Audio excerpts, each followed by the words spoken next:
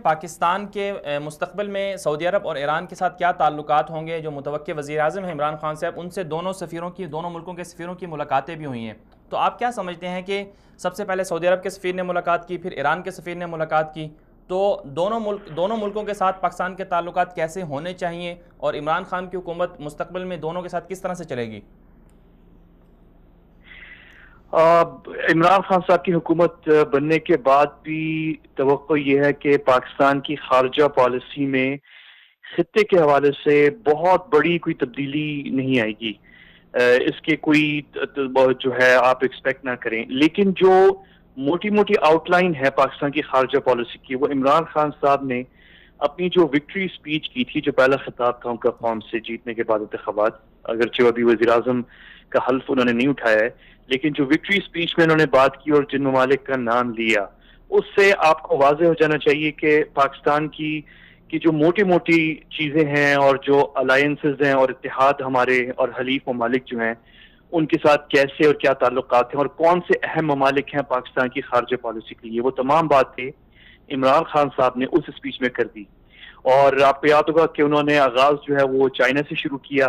اور چائنا کے فوراً بعد انہوں نے سعودی عرب کا ذکر کیا، اور سعودی عرب کے فوراً بعد جو ہے انہوں نے افغانستان کا ذکر کیا، اور افغانستان کے بعد جو ہے انہوں نے انڈیا کی بات کی کہ انڈیا کے ساتھ تعلقات، اور پھر ایران کی اور امریکہ کی اور باقی دنیا کے ساتھ جو انہوں نے حوالہ کیا۔ تو اس سے آپ کو ایک کلیئر اس سے اندازہ ہوتا ہے کہ عمران خان صاحب کی جو خارجہ پالیسی ہوگی وہ پاکستان کی، ظاہر ہے کسی بھی ملک کی جو خارجہ پالیسی ہوتی ہے وہ اس ملک کے مفادات کے مطابق ہوتی ہے، اور پاکستان کے جو مفادات ہیں وہ عمران خان صاحب کی حکومت بننے سے پہلے بھی واضح تھے، اور ان کی حکومت بننے کے بعد بھی تقریباً وہی مفادات ہیں۔ تو کوئی بہت بڑی تبدیلی عمران خان صاحب فورن پالیسی میں شاید نہ لے کر آئیں۔ اگر کہیں تبدیلی نظر آئے گی تو شاید اس کا تعلق 3 ممالک سے ہو، اور ایک تو افغانستان ہے، دوسرا بھارت ہے، اور تیسرا امریکہ ہے، کیونکہ یہ وہ تعلقات ہیں پاکستان کے جو کافی یعنی کہ اسٹیبل تھے، غیر مستحکم تعلقات تھے یہ، اور ہو سکتا ہے اگر کوئی پیش رفت ہو جائے بھارت کے ساتھ، اگر بھارت کرنا چاہے کشمیر کے حوالے سے اور دوسرے معاملات جو ہیں تو، اور جو سب سے اہم فرینکلی جس میں تبدیلی آ سکتی ہے وہ امریکہ کے ساتھ تعلقات ہیں۔ تو سب سے میں جو توقع کر رہا ہوں کہ جہاں عمران خان صاحب کی حلف لینے کے بعد کہیں اگر کوئی بہت بڑی تبدیلی آ سکتی ہے تو وہ امریکہ کے ساتھ تعلقات جو ہیں اس میں آئے گی۔ باقی جو ہمارے ریجنل تعلقات ہیں، جو علاقائی تعلقات، تقریباً وہ وہی ہیں۔ سعودی عرب کا جو ہے عمران خان صاحب نے خود ذکر کیا کہ چین کے بعد جو ہے سعودی عرب جو ہے پاکستان وہ ملک ہے جو ہر مشکل وقت میں پاکستان کے ساتھ کھڑا ہوا ہے۔ تو ہمارے تعلقات سعودی عرب جو ایک اتحادی، ایک حلیف ملک جس نے مشکل وقت میں پاکستان کا ساتھ دیا جب ان کا کوئی بہت بڑا انٹرسٹ نہیں تھا، آج ان کا انٹرسٹ ہے سعودی عرب کا، اور وہ یہ ہے کہ سعودی عرب کو خود جو ہے بہت سارے سیکیورٹی خدشات ہیں جن سے سعودی عرب خود نمٹ رہا ہے، اور اس کے لیے کئی اتحاد بنائے ہوئے ہیں سعودی عرب نے۔ پاکستان، کیونکہ سعودی عرب نے پاکستان کا ساتھ دیا ہمیشہ، تو جس طرح ہم چین کا ساتھ دیتے ہیں کیونکہ چین نے ہمارا ساتھ دیا، اور جس طرح ہم ترکی کا ساتھ دیتے ہیں کیونکہ ترکی نے ہمیشہ ہمارا ساتھ دیا، اسی طرح سعودی عرب کے ساتھ بھی پاکستان جو ہے وہ کھڑا ہوا ہے،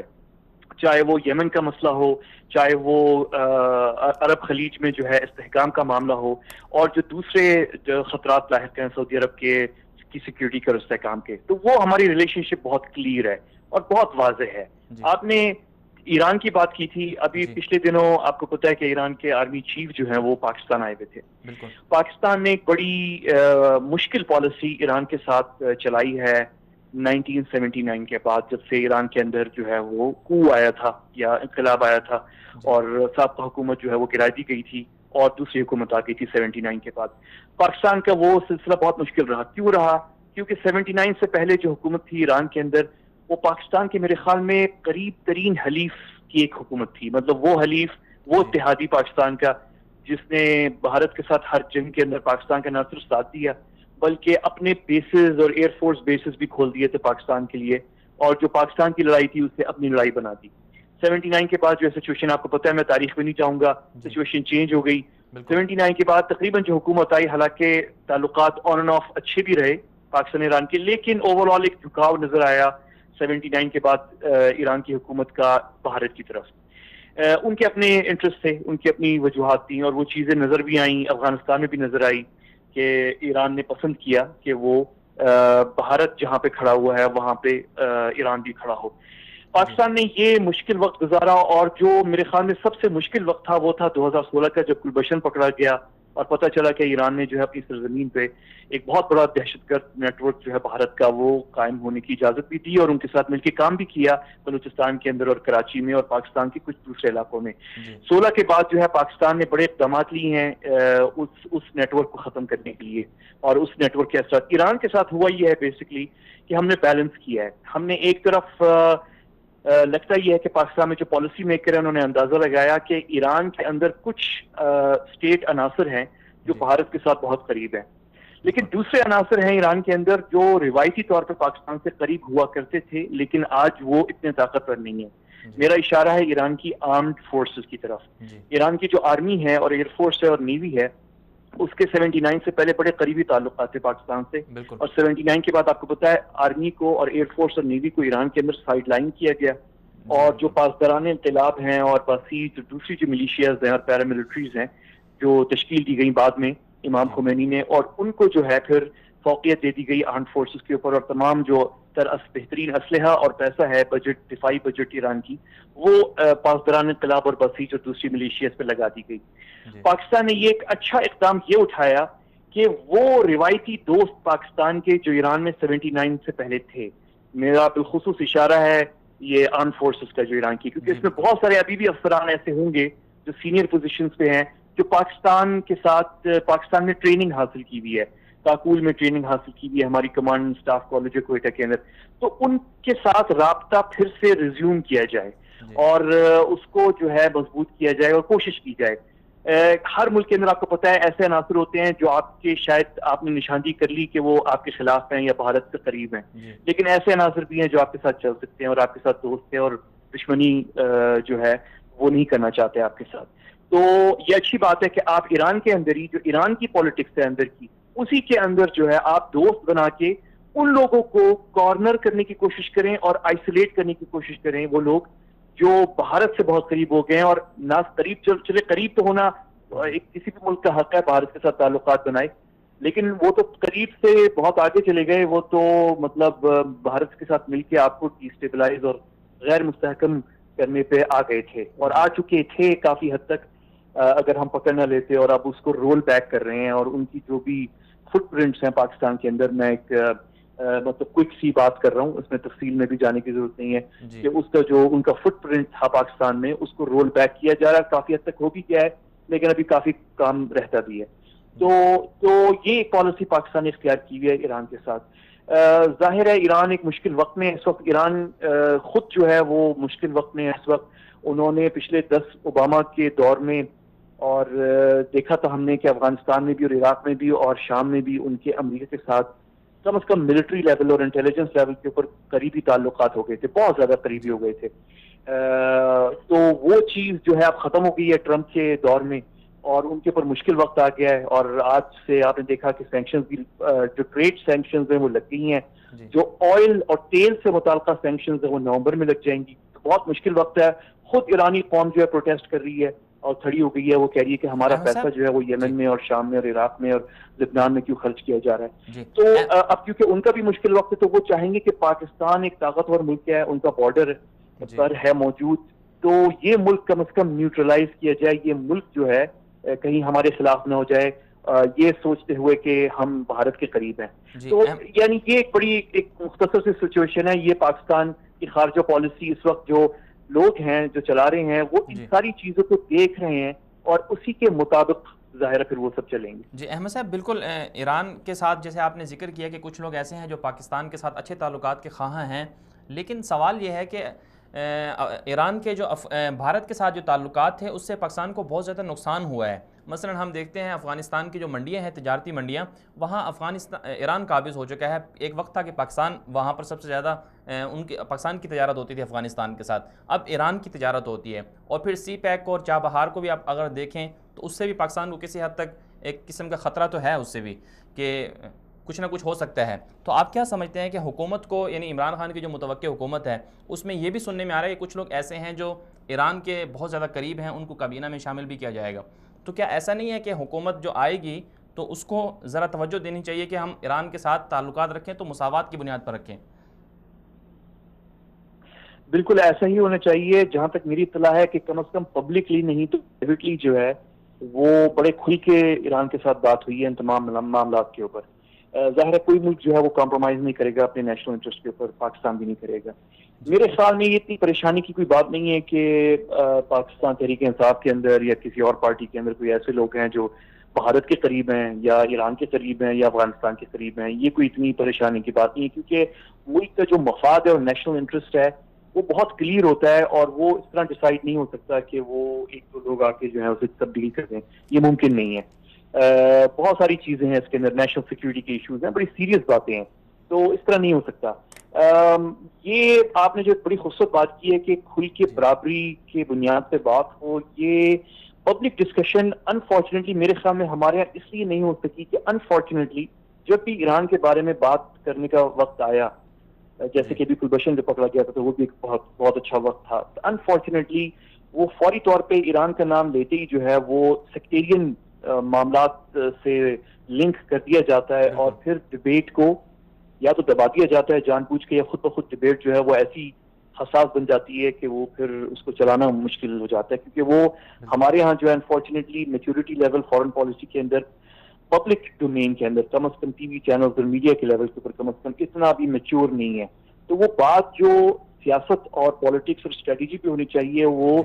ہٹ کے چلی جاتی ہے سیکٹیرین ایشو کے اوپر. حالانکہ یہ کوئی سیکٹیرین ایشو نہیں ہے, کہیں کسی جگہ پہ کہیں سے اس کے تعلقات اس سے ضرور ہے, لنک ہوتا ہے, لیکن ایکچولی تو ہے یہ اسٹریٹجی اور پالیسی اور نیشنل انٹرسٹ کا ایشو. تو یہ آپ نے بات بہت اچھی کی ہے, یہ بات کسی نہ کسی وقت ہمیں کرنی پڑے گی کھل کے, کیونکہ اس وقت جو افغانستان کی سچویشن بہت کلیئر نظر آ رہی ہے. وہ نظر یہ آ رہا ہے کہ ایران اور بھارت مل کے پوری کوشش کر رہے ہیں کہ افغانستان کا جو ڈپینڈنسی تھی پاکستان کے اوپر تجارت کے حوالے سے اور کھانے پینے کی اشیاء جو کراچی سے اور پورٹ قاسم سے جو آتی تھی, وہ چیز ختم ہو. پاکستان پر جو اعتماد ہے, کلی اعتماد افغانستان کا, پاکستان انحصار جو ہے پاکستان سے وہ ختم ہو جائے افغانستان کا, اور وہ شفٹ کر دیا جائے چابہار کی طرف اور ایران, تاکہ افغانستان مکمل طور پر آزاد ہو جائے پاکستان کے اثر اور رسوخ سے اور انفلوئنس سے. پھر افغانستان کو جو ہے وہ استعمال کیا جائے جیسے کہ بھارت کرنا چاہ رہا ہے, اور ایران اس چیز میں شامل ہے. میرے ذاتی تجزیہ یہ ہے کہ اس معاملے کے اندر بھارت اور ایران اکیلے نہیں ہیں, اس میں ان کے ساتھ روس بھی ہے, اور روس کا اگرچہ پاکستان کے ساتھ تعلقات بہتر ہو ضرور رہے ہیں, لیکن ان کا بیسک مفاد جو ہے وہ ایک ہی ہے. آپ کو یاد ہوگا ایک وقت تھا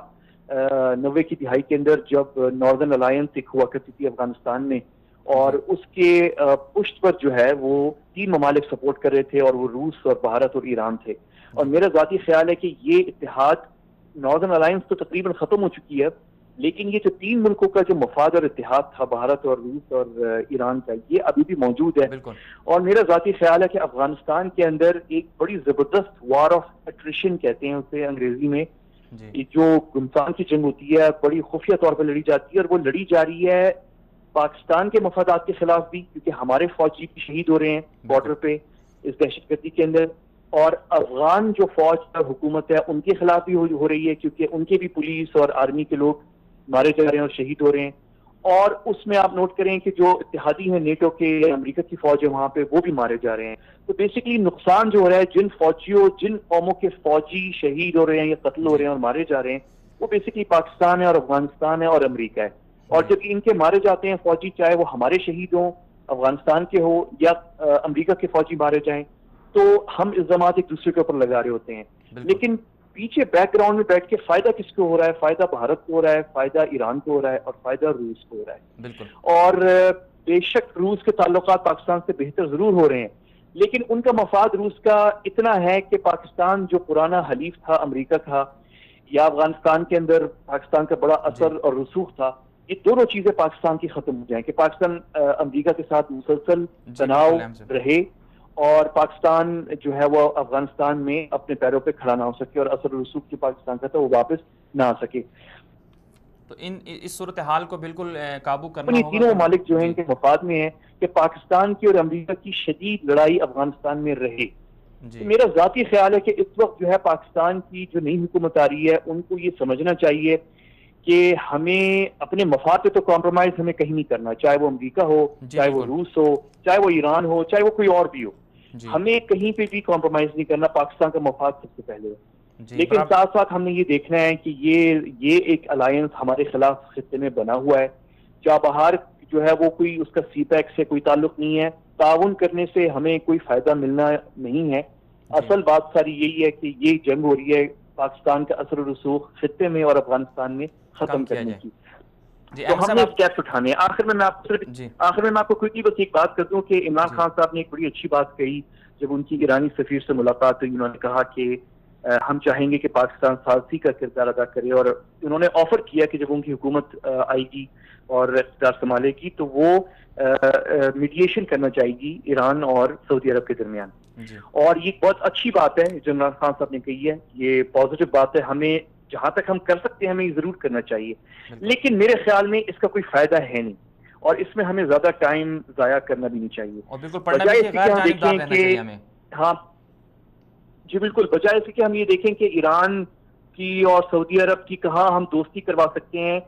یہ سعودی عرب خود ان کے جو پالیسی میکرز ہیں ان کو بھی پتہ ہے کیسے کرنا ہے, اور جو ایران کی جو وزارت خارجہ ہے اور ان کے ڈپلومیٹس ہیں ان کو بھی پتہ ہے کہ کیا کرنا ہے اور کیا نہیں کرنا تاکہ یہ تعلقات ٹھیک ہو. یہ ہماری ذمہ داری یا ہماری ہیڈیک یا رسپانسبلٹی نہیں ہے. ہمارا کام پاکستان کا یہ ہے کہ مڈل ایسٹ میں اور گلف میں جو ہمارے مفادات ہیں, پاکستان کا مفاد, وہ ہمیں ڈیفینڈ کرنا ہے. ہمارا کیا مفاد ہے؟ 90% پاکستان کا تیل اور گیس جو ہے وہ گلف سے آتا ہے. تو جو اسٹریٹ آف ہرموز ہے اس کو کھلا رہنا چاہیے, اس کو کسی صورت بند نہیں ہونا چاہیے, کیونکہ اس کو بند کرنا چاہے وہ ہمارے نیشنل انٹرسٹ کے خلاف ہے. تو یہ ایک ہمارا انٹرسٹ ہے. دوسرا ہمارا انٹرسٹ ہے کہ سعودی عرب کا استحکام اور خلیجی ممالک کا استحکام وہ ہمارا انٹرسٹ ہے, کیونکہ ہمارا فورن کرنسی جو ہے, جو